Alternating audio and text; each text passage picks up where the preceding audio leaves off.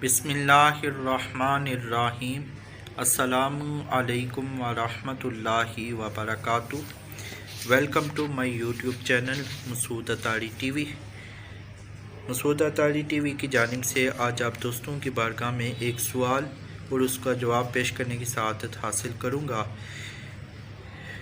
Video کو مزید آگے لے جانے سے قبل آپ کی بارگاہ میں ایک بات عرض کرنی ہے، وہ یہ ہے کہ آپ دوستوں کی ساتھ کی وجہ سے آج الحمدللہ میرا یوٹیوب چینل مونوٹائز ہو گیا ہے۔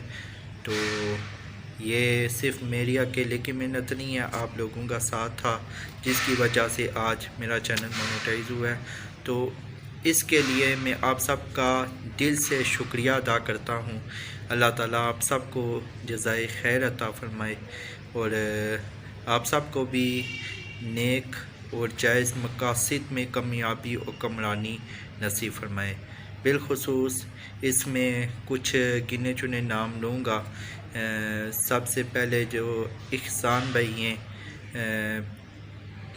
اپنا چینل والے، اور اس کے بعد صابر بھائی، اس کے بعد عرفان بھائی اور دیگر جتنے بھی لوگوں نے میرا ساتھ دیا، آپ سب کا بہت بہت شکریہ۔ اللہ تعالیٰ آپ کو اس کا نعم البدل عطا فرمائے۔ تو مزید آپ سے یہی اپیل کرتا ہوں کہ میری ویڈیوز کو مکمل واچ فرمایا کریں۔ انشاءاللہ عز و جل آپ کو علم دین سیکھنے کا بہت ہی پیارا موقع ملے گا، اور صرف خود ہی واچ نہیں فرمانی، اس ویڈیو کو مزید آ کے اپنے دوستوں کے ساتھ، اپنے رشتہ داروں کے ساتھ شیئر بھی فرمایا کریں۔ آج کا سوال یہ ہے کہ آج کل جو پیشہ ور بھکاری ہوتے ہیں وہ سوال کرتے ہیں کہ اللہ کے نام سے مجھے دے دو، مطلب پیشہ ور بھکاری، اچھا بھلا وہ کما سکتے ہیں، ان کے ہاتھ پاؤں سلامت ہوتے ہیں، پھر بھی وہ بھیک مانگتے ہیں۔ کیا ان کا بھیک مانگنا جائز ہے؟ اور ہمارا ان کو بھیک دینا یعنی پیسے دینا یہ کیسا ہے؟ اس والے سے کچھ باتیں پیش کروں گا۔ آج کل یہ ایک عام بلا پھیلی ہوئی ہے کہ اچھے خاصے تندرست چاہیں تو کما کر اوروں کو کھلائیں، مگر انہوں نے اپنے وجود کو بیکار قرار دے رکھا ہے، محنت مشقت سے جان چھڑاتے ہیں اور ناجائز طور پر بھیک مانگ کر پیٹ بھرتے ہیں۔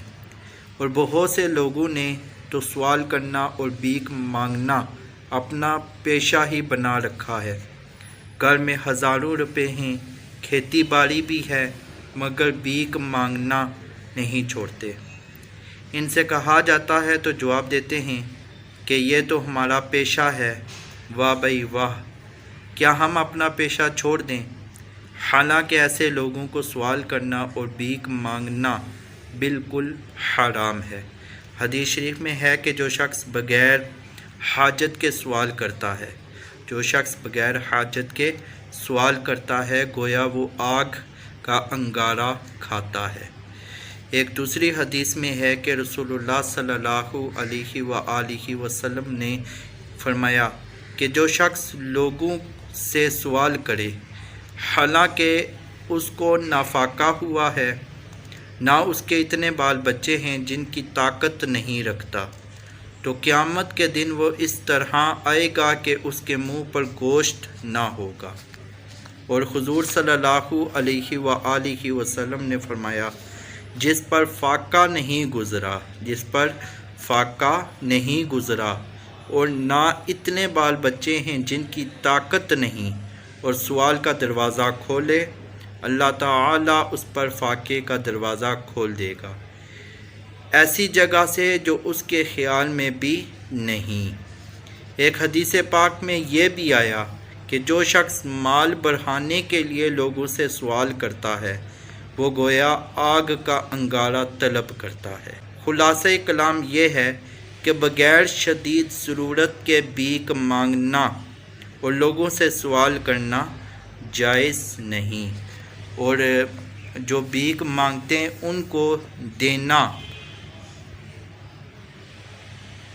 اور جو بھیک مانگتے ہیں بطور پیشہ جنہوں نے اس کو پیشہ بنایا ہوا ہے ان کو بھیک دینا یہ ناجائز اور حرام ہے۔